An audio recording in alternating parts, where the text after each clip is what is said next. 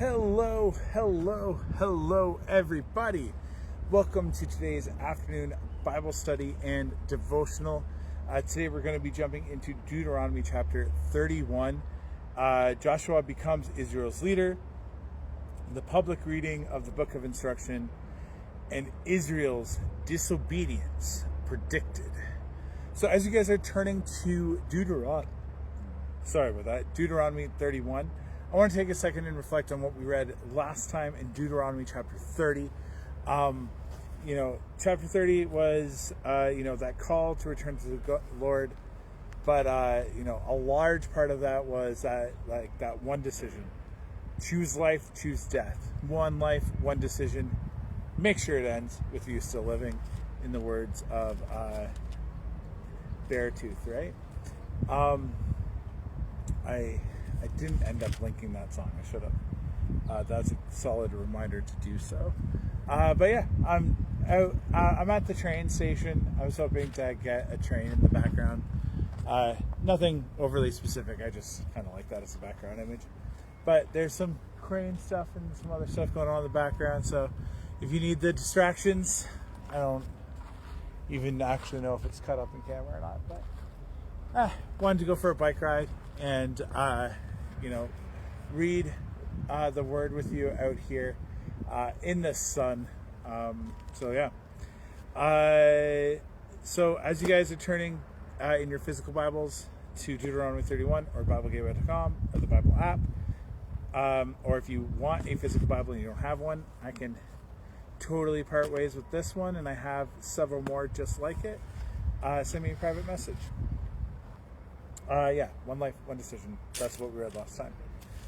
And Deuteronomy is kind of like Moses' last will and testament, his last words for the Israelite people before he passes and before they enter into the promised land. So, I look forward to getting into this. So without further ado, Deuteronomy chapter 31. When Moses had finished giving these instructions to all the people of Israel, he said, I am now 120 years old, and I am no longer able to lead you. The Lord has told me, you will not cross the Jordan River, but the Lord your God himself will cross over ahead of you. He will destroy the nations living there, and you will take possession of their land. Joshua will lead you across the river, just as the Lord promised. The Lord will destroy the nations living in the land, just as he destroyed Sihon and Og, the kings of the Amorites. The Lord will hand over to you the people who live there, and you must deal with them as I have commanded you. So be strong and courageous. Do not be afraid and do not panic before them. For the Lord your God will personally go ahead of you. He will never fail you nor abandon you. Then Moses called Joshua, and all Israel watched, as he said to him, Be strong and courageous, for you will lead these people into the land the Lord swore to their ancestors he would give them. You are the one who will divide it among them as their grants of land. Do not be afraid or discouraged, for the Lord will personally go ahead of you. He will be with you. He will neither fail you nor abandon you. The public reading of instruction, verse 9. So Moses wrote this entire body of instruction in a book and gave it to the priests who carried the ark of the Lord's covenant, and to the elders of Israel. Then Moses gave them this commandment. At the end of every 7th year, the year of release, during the festival of shelters, you must read this book of instructions to all the people of Israel when they assemble before the Lord your God at the place he chooses. Call them together, all the men, women, children, and foreigners living in your towns, so they may hear this book of instruction and learn to fear the Lord your God and carefully obey all the terms of these instructions. Do this so that your children who have not known these instructions will hear them and learn to fear the Lord your God. Do this as long as you live in the land you are crossing the Jordan to occupy. Israel's disobedient prediction. Verse 14. Then the Lord said to Moses, the time has come for you to die. Call Joshua and the priests. I want to reread this. I read it in a way that, my tone was off. So verse 14. Then the Lord said to Moses, the time has come for you to die. Call Joshua and present yourselves at the tabernacle, so that I may commission him there. So Moses and Joshua went and presented themselves at the tabernacle. And the Lord appeared to them in a pillar of cloud and stood at the entrance to a sacred tent. Then the Lord said to Moses, you are about to die and join your ancestors. After you are gone, these people will begin to worship foreign gods, the gods of the land they are going. They will abandon me and break my covenant that I have made with them. Then my anger will blaze forth against them. I will abandon them, hiding my face from them. They will be devoured. Terrible trouble will come down on them. And on that day they will say, these disasters have come down on us because God is no longer among us. At that time, I will hide my face from them on account of all the evil they commit by worshiping other gods. So write down the words of this song and teach it to the people of Israel. Help them to learn it so that it may serve as a witness for me against them. For I will bring them into the land I swore to give their ancestors, a land flowing with milk and honey. There they will become prosperous, eat all the food they want, and become fat. But they will begin to worship other gods. They will despise me and break my covenant.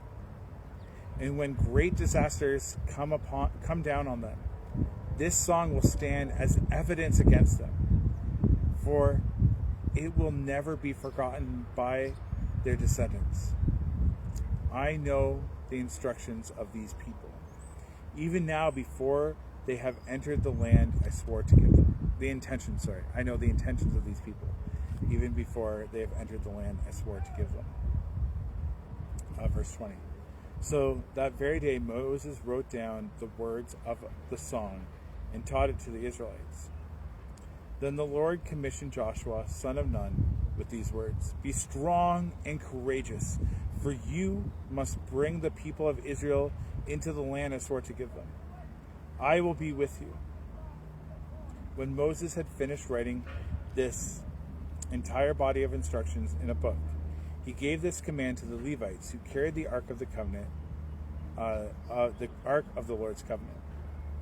Take this book of instructions and place it beside the Ark of the Covenant of the Lord your God, so it may remain there as a witness against the people of Israel. For I know how rebellious and stubborn you are. Even now, when I am alive and am here with you, you have rebelled against the Lord. How much more rebellious will you be after my death? Now summon all the elders and officials of your tribes, so that I can speak to them directly and call heaven and earth to witness against them. I know after my death you will become utterly corrupt and will turn from the way I have commanded you to follow. In the days to come, disaster will come down on you, for you will do what is evil in the Lord's sight, making him very angry with your actions. May God add a blessing to the reading of Deuteronomy 31. There's a go bus here, and it is very, very tight. So I I'm going to move slightly just so I'm out of the way of the bus. So, this is what happens when you do things live. Oh, it looks like it's actually stopping now. But what are some takeaways from what we just read, right? What are some takeaways here? So hopefully you can still hear me. The bus is pretty loud. Let's break it down into sections. Each section had something. So one, the graciousness of Moses to, be willing to step aside, I think was really interesting. And just being like, yes, I know I don't get to do this, but, Joshua gets to do it. And he encourages and motivates and lifts Joshua up as his successor. Instead of being like, well, why don't I get to go? Why don't I get to do these things?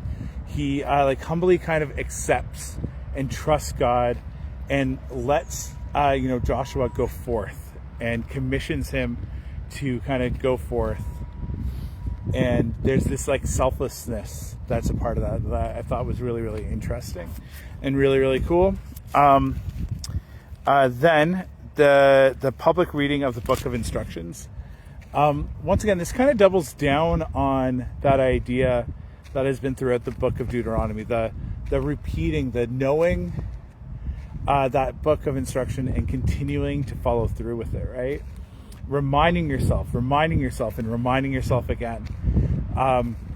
One of the things that I do think is really interesting about the Bible is it's something that we can read again and again and again and again. Sometimes get different things out of it as we go. Sometimes it's just good to know those fundamentals. In sports, you can get into some of those more complicated things. I know basketball more so than most other things. You can learn and work on your Euro step or your dunking or whatever. But you're never going to become a good basketball player if you don't work on your fundamentals and go back to practicing your fundamentals every now and then. How are you shooting? Are you tucking your elbow? Are your toes pointed? How are you dribbling it? Those fundamentals are so important to find success. And in our faith, the fundamentals of knowing who Jesus is, his birth and his death, his resurrection, those times of festivals to remember those things, in Easter and Christmas gatherings, to read, the 10 Commandments, to remind ourselves on the heart of God, to remind ourselves of his instructions and what he has done for us. These are important things for us to remember, even though they are well known. Reminding ourselves time and time again is so important. And this was a reminder to do it at that Festival of Shelters, to remember what God has done and that instruction. And that's the practice that we do today, right? With Easter and with Christmas, we remember who Christ is and what he's done for us. And in that, we also hopefully kind of remember some of those instructions, right? But a lot of the instructions, the 10 Commandments, was remind yourselves almost daily. Don't let yourself forget it. And that's where I kind of come up with Micah 6:8. Oh, mere mortal, or not mere mortal. Hey, oh mortal, you know what the Lord requires of you: to act justly, to love mercy, and to walk humbly with your God. Or, all the laws of the prophets can be summed up by loving the Lord your God with all your heart, mind, strength, and soul. And the second is like it, to love others as yourself. So doing those reminders and trying to live that out is so important. And then this last part here, with the God knowing that people were going to betray him, that they were going to get everything that they desired, everything that God wanted to give them, the good gifts, and then they were going to turn their backs on him. God knew that the people were going to do that, yet he gave them those good things anyway. Why would God give such amazing gifts to the people if he knew that they were going to just betray him? I can't really speak on behalf of God for this, but that's one of the questions I find myself asking, and I was asking as I was reading that. If God knew oh, they're going to get all this stuff. They're going to become, they're not going to really need anything, and they're going to turn to all these other gods. The promised land is this land that is just full of all these other gods. They're going to find relics, and they're going to start worshiping these other gods. Why give them this land that's flowing with milk and honey?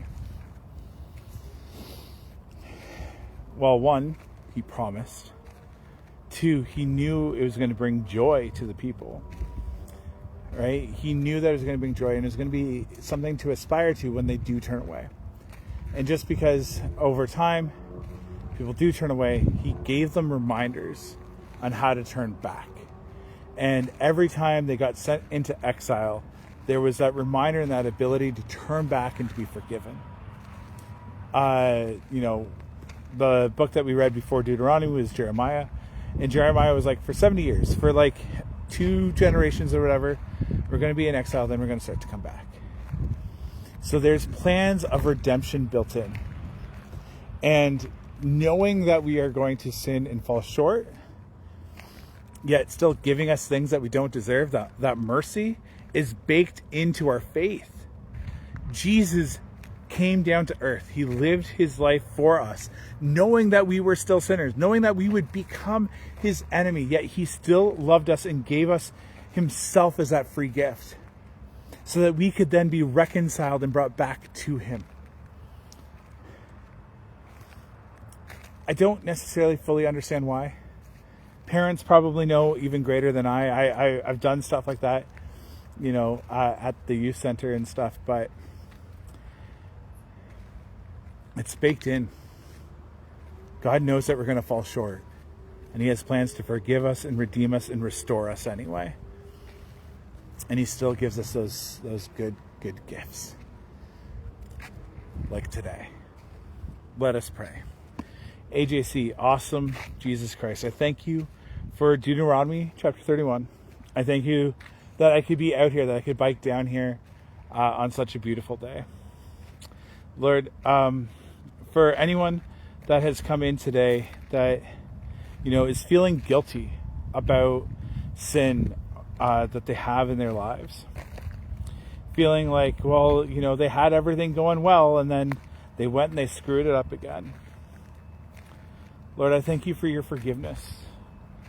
Even in those situations, you know that we will turn against you time and time again, yet you love us anyway. You give us these good things, and you provide those paths back to you. So yes, our desire isn't to go forth and just continue sinning, but to stop sinning. But you know that we are weak, broken image bearers of you, and that we will fall short. And you provide that way back to your path. You step down from heaven, you step down from perfection to know all of the aches and pains and temptations, the hunger, the sleepless nights. You know it all, Lord. The splinters. And yet you came down for us anyway. You forgave us anyway. Our sin is not so great that you can't forgive, redeem, and restore. So let us not buy into those lies that tell us that. Let us be reminded through our festivals, through our celebrations, through our reading of your word, about your instructions. Give us a heart and a desire to follow, and may it not be a burden, but something that breathes and gives life to the fullest. Because, Lord, your rules and regulations do bring life, not only for ourselves, but for our families, for our friends, and for the strangers around us. Your instructions bring life to so many. So may we fall in love and follow your path and your ways. And when something happens and we put a lot of work in and someone else is the one that you want to follow through with it, may we be humble and joyful and full of mercy to celebrate the success that they get to have, instead of focusing on I did this and I did that.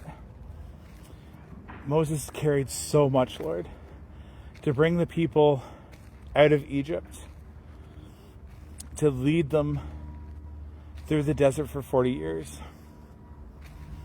But Lord, it wasn't really Moses. It was you.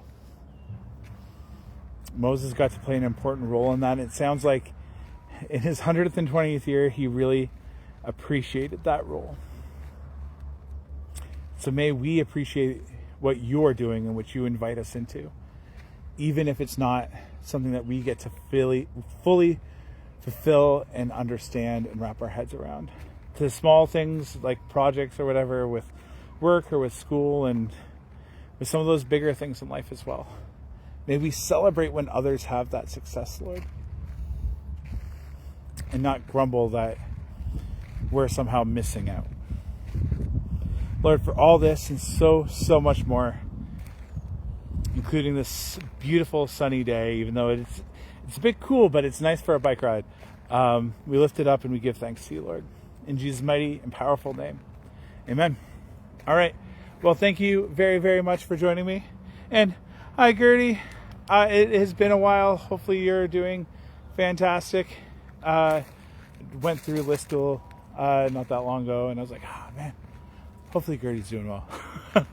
But anyways, have a great day. God bless. And yeah, bye.